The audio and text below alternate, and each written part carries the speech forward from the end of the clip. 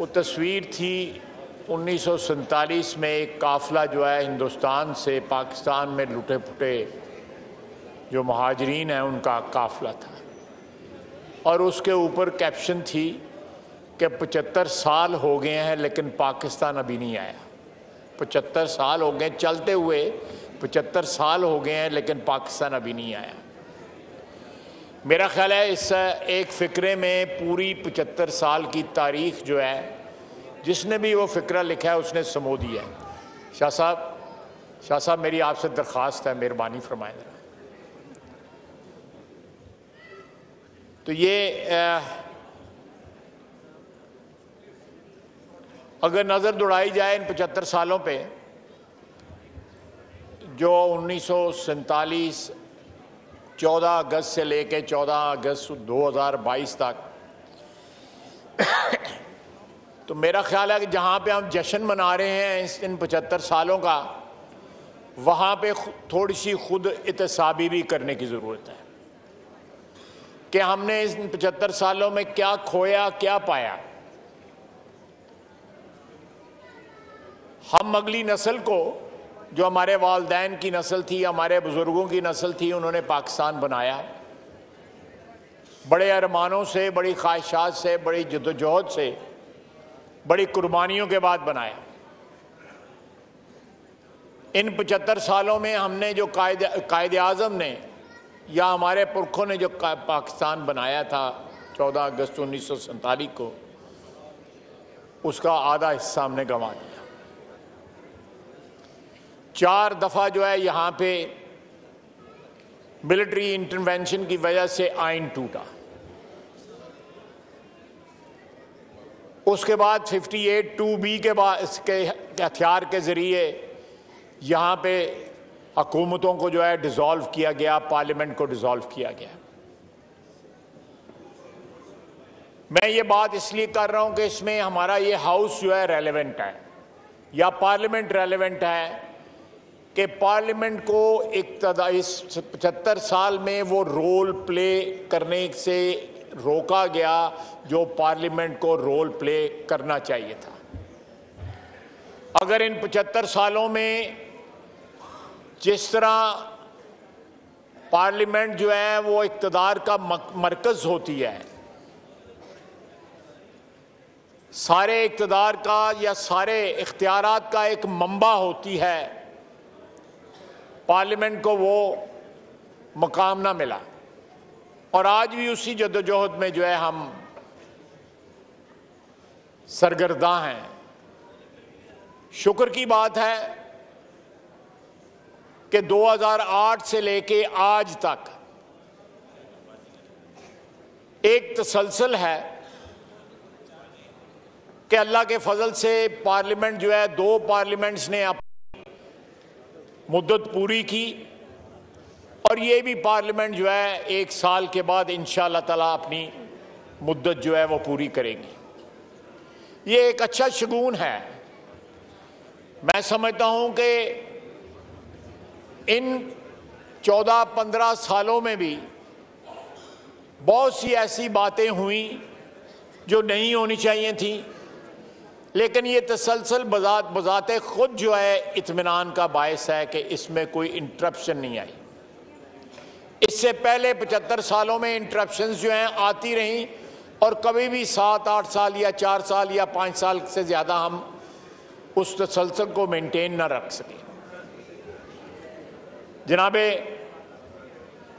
Speaker, आज से 75 साल पहले जो पाकिस्तानी थे, जो आज की रात पाकिस्तानी बने थे,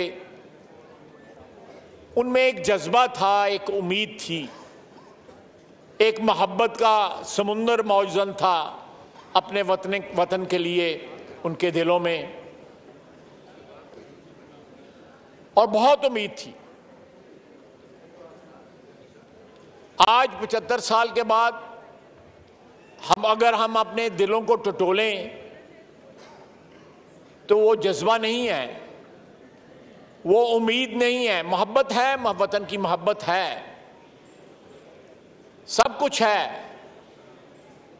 लेकिन 75 साल का ये कंपैरिजन अगर करें आप इस डायमंड जुबली के दिन जो है या इस रात को, तो मेरा ख्याल है कि एक डिस्पोंडेंसी है मुल्क के तूलो अर्ज में, निफाक है, तकसीम है, और ऐसे ऐसे बीज बोए जा रहे हैं इस मुल्क की सियासत में, मुल्क के कल्चर में, कि नई नस्ल को जो सबक पढ़ाए जा रहे हैं वो नफाक का सबक पढ़ाया जा रहा है, वो इत्तेहाद का सबक नहीं पढ़ाया जा रहा, वो नाउमीदी का सबक पढ़ाया जा रहा है, उम्मीद का सबक नहीं पढ़ाया जा रहा। और जब तक उम्मीद होती है जनाब स्पीकर तो सिलसिले जारी रहते हैं, जब उम्मीद टूट जाती है तो सिलसिले भी जो टूट जाते हैं। अल्लाह ताला वतन अजीज़ को 75 साल मुकम्मल हुए हैं, अल्लाह 75,000 साल ये वतन जो है ताबिंदा और ज़िंदा रहे, वतन जो है ताअबद कायम रहे। लेकिन हम बेशतर लोग दूसरी या तीसरी नस्ल के पाकिस्तानी यहाँ पे बैठे हुए हैं, हमें खुद एहतसाबी करनी चाहिए आज के दिन कि हमने इस मुल्क को, मुल्क की सियासत का हम बुनियादी तौर पे सियासी वर्कर हैं जो यहाँ पे बैठे हुए हैं, हम वोट लेके पाकिस्तानियों के यहाँ पे आए हुए हैं, 22 करोड़ आवाम की नुमाइंदगी कर रहे हैं। हमारा ये फर्ज बनता है कि इस मुल्क में लोगों को लीड करें, एक क़यादत मुहैया करें। इस तरह ना हो कि आप लोग जो है अपने वोटों के चक्कर में, या हम लोग जो है अपने वोटों के चक्कर में, अपने इक़्तिदार के चक्कर में, जो पिछले 4 साल यहाँ पे खेल खेला गया, जो मुल्क की शिकस्त और रेख्त हुई, जो हमारा पॉलिटिकल कल्चर तबाह किया गया। आज अभी मैं टेलीविजन देख रहा था, लॉबी में बैठ के इस तरह कार्ड्स पकड़े हुए थे चौधरी परवेज इलाही साहब ने और पढ़ रहे थे और बार बार कह रहे थे कि इमरान खान के फौज के साथ बहुत अच्छे तल्लुकात है, मैं आपको यकीन दिलाता हूं। ये किसी सियासतदान के हकीकत हो चाहे, लेकिन सियासतदान के मुंह से अच्छा नहीं लगता। वो सारे क्राउड को ये यकीन दिला रहे थे कि हम लोग यहां पे जो खड़े हैं वो फौज की हमायत से खड़े हैं, यकीन दिला रहे थे। सियासतदानों ने अगर लीडरशिप करनी है तो अपने जोरे बाजू के ऊपर लीडरशिप करें, अवाम के वोटों से लीडरशिप करें, अवाम की हमायत से लीडरशिप करें। वो अदारा जो है हमारे लिए एक मुकद्दस अदारा है। अगर वो सियासत से बालातर रहना चाहते हैं या सियासत से परे रहना चाहते हैं, अपने एक मुकद्दस मुहाफिज के रोल में रहना चाहते हैं, तो इस तरह जलसों के अंदर जहाँ पे बंदे सारे पंजाब से जमा किए गए हों, उनका नाम लेके अपने उनको हामियों को ये यकीन ना दिलाएं कि वो हमारे साथ हैं, वो पाकिस्तान के साथ हैं, वो आइन के साथ हैं, वो इस ऐवान के साथ हैं, वो किसी शख्स के साथ नहीं है। Let me make it very clear, फौज को पाकिस्तान की सियासत में अगर वो दूर रहना चाहते हैं तो उनको घसीट के वापस ना लाएं। खुदा के लिए तमाम तर अदारे, जिसमें अदलिया भी शामिल है, जिसमें फौज शामिल है, जिसमें ब्यूरोक्रेसी शामिल है, एग्जीक्यूटिव शामिल है, इनको अपनी आईनी हदूद व कयूद में रहने दें। अपनी गंदी सियासत जो हमारे यहाँ पे पिछले हुक्मरान छोड़ गए हैं, उस सियासत को जिंदा रहने के लिए इस किस्म के हवाले ना दें। खुदारा आज के दिन के तकद्दस का कम से कम ख्याल रखते हैं। अपने रेफरेंस देने के लिए अपनी सियासत का, अपने पॉलिटिकल कैरियर का, अपनी आवाम की सपोर्ट का रेफरेंस दें। इस किस्म के रेफरेंसेस ना दें। इस किस्म के रेफरेंसेस से भी उनका तकद्दस जो है कॉम्प्रोमाइज होता है। तमाम तर अदारों को आइन की रूह से उनकी इज्जत दें, उनके शुहदा की इज्जत दें। पिछले एक हफ्ते 10 दिन में क्या हुआ है? जनाब स्पीकर, हमारे नहायत ही काबिल, नहायत ही ब्रिलियंट एक असासा थे इस मुल्क का, वो एक हेलीकॉप्टर की हादसे में शहीद हो गए। उनके मुतल्लिक क्या कहा गया? उसके बाद एक टेलीविजन पे बैठ के एक शख्स ने, जिसका कोई पॉलिटिकल स्टेटस नहीं है, अपनी पार्टी का तर्जुमान बन के उसने कहा, जनाब स्पीकर, उसने ऐसी ऐसी बातें कही जो मैं समझता हूं कि बड़े बड़े कड़े दौर में भी पीपल्स पार्टी, PMLN और जितने भी यहां पे हमारे इत्तेहादी हैं, उन पे बड़ा बड़ा कड़ा दौर आया, लेकिन उन्होंने वो जुबान नहीं इस्तेमाल की जो उस शख्स ने जुबान इस्तेमाल की।